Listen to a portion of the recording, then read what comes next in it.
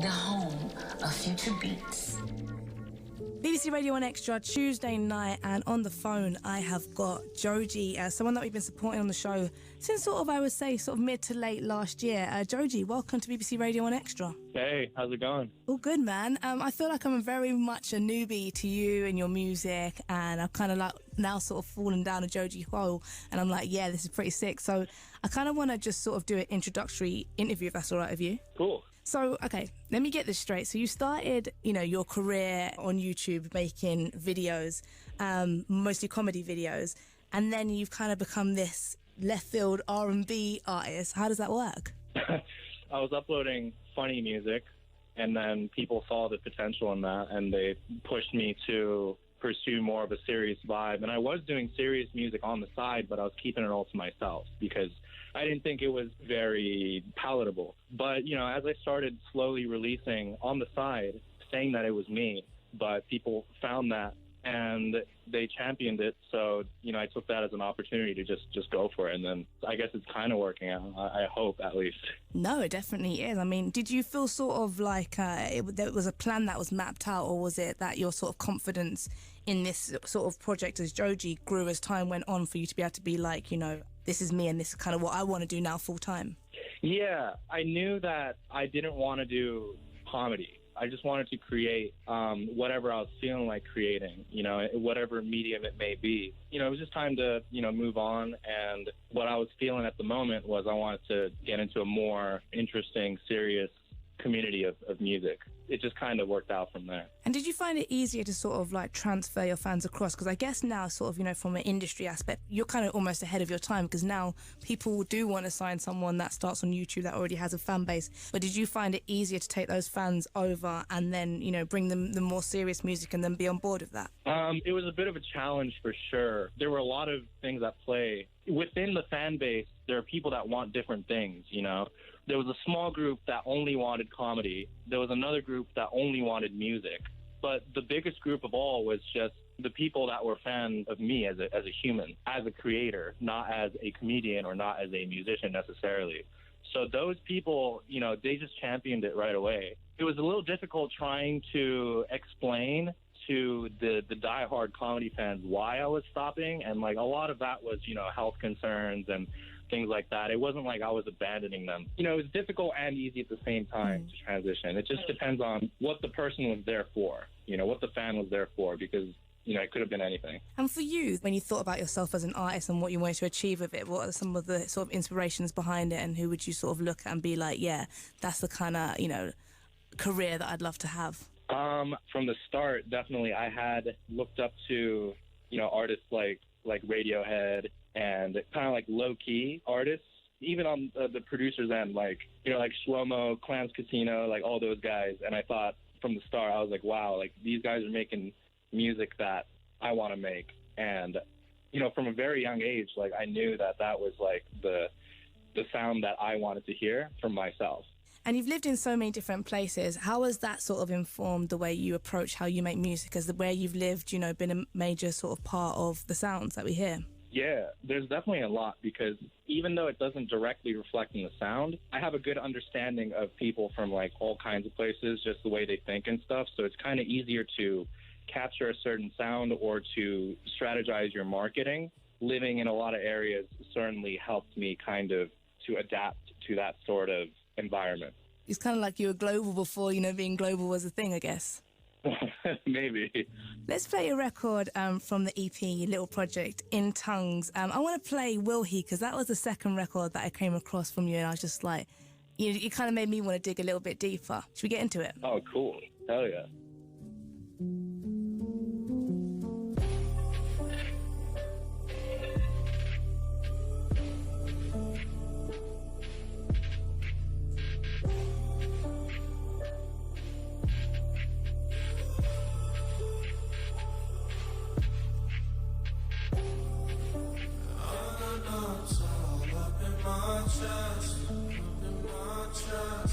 Up in my chest, just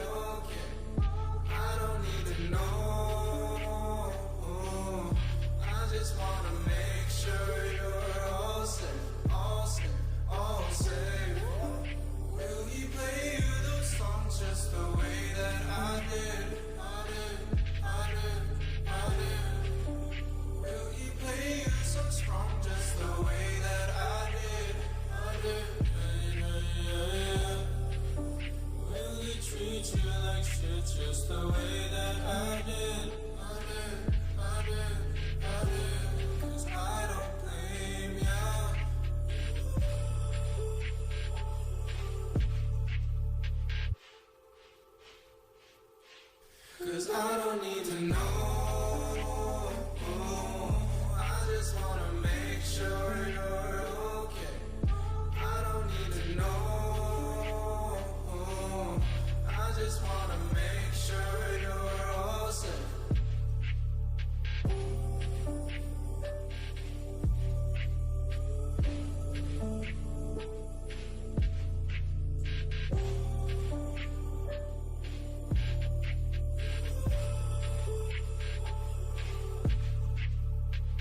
Will He on BBC Radio 1 Extra. Right now, I've got Joji on the phone, and we are talking about his EP In Tongues, which we've been supporting on the show.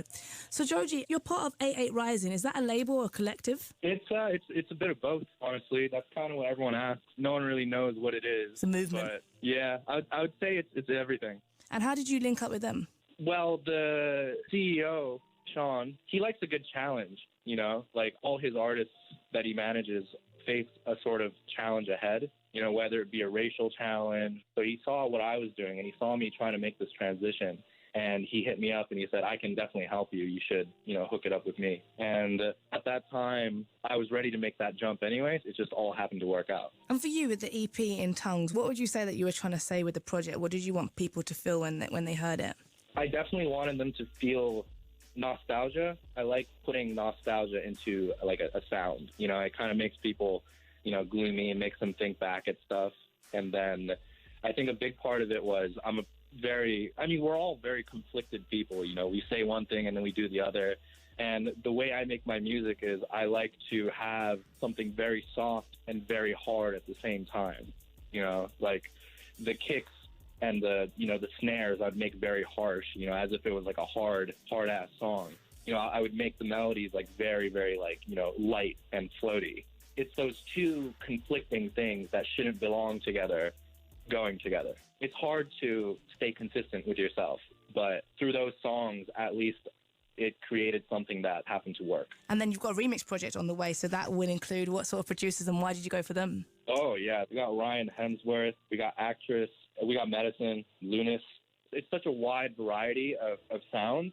We got Lapalux, too, that I didn't want, like, people who sound the same to just, like, go in on the same songs and, like, remix them kind of in the same manner. I made sure that these guys were all, like, they all have their own little thing going. You know, they're all so diverse and weird. Like, they really went in on that. I appreciated it so much, you know, just, like, listening to my own creation be turned into, you know, something completely different and great by people that I've respected for a very long time. Yeah, no, that was it, man. I think you really went for, like, the heavy hitters and all the producers you're listing. It's like, yeah, oh, my God, that's sick. They're sick, they're sick, they're sick, they're sick. So do you think going forward, like, I know you did 95 of the production yourself on this project, but do you think going forward you kind of now want to open up and work with more people and do more collaborations? 100%. I mean, the first EP was to just make a point that, like, you know, no features, all production, to kind of, you know, dip the toe in the water and be like, hey, like, these are my credentials. So now that I've shown them off a little bit, you know, I've already got a lot of producers and collaborators that I've respected for a very long time. And it makes me happy that a lot of them hit me up. You know, they heard my music and then they contacted me. I didn't have to go chasing after them. So that felt like really good, you know, for the first time. For these next projects, I'm definitely opening up way more to different sounds, different people, you know, open to experimentation.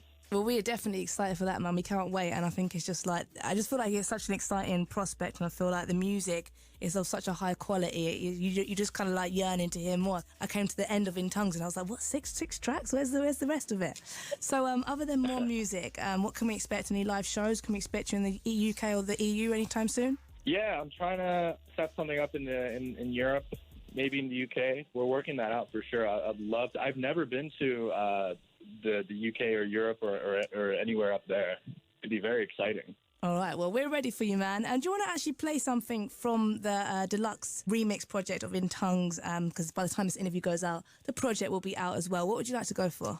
Do I get to choose? Yeah, you choose. Hell yeah. Let's go with Salute because the remix sounds great. I like this version better than my original. And also, you know, he's a UK producer and he's a cool guy. So let's go with that. Well, Joji, it's been an honor speaking to you. Thank you so much, babe. No, thank you for having me. It's a real honor. I've always wanted to do this. So I'm very happy. This is exciting. Thank you. I find it hard to be myself. I shed my skin for everybody else. You don't know me, what the fuck do you mean? You made me sad, you made me mean. And now I'm bad, I feel unclean. I feel unclean, I feel unclean. 'Cause I'm a bitter. Cause I'm a bitter. You made me a bitter. Hey. Now I'm a bitter. They call me a bitter. Because of you. They call me a bitter. They call me a bitter. Because of you. Because of you.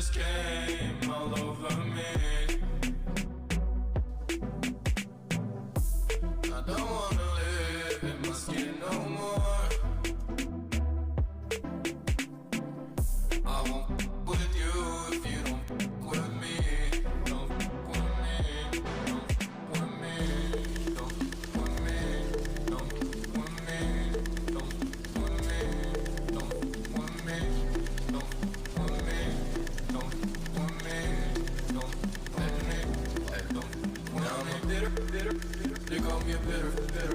Because of you. They call me a bitter. They call me a bitter. Because of you.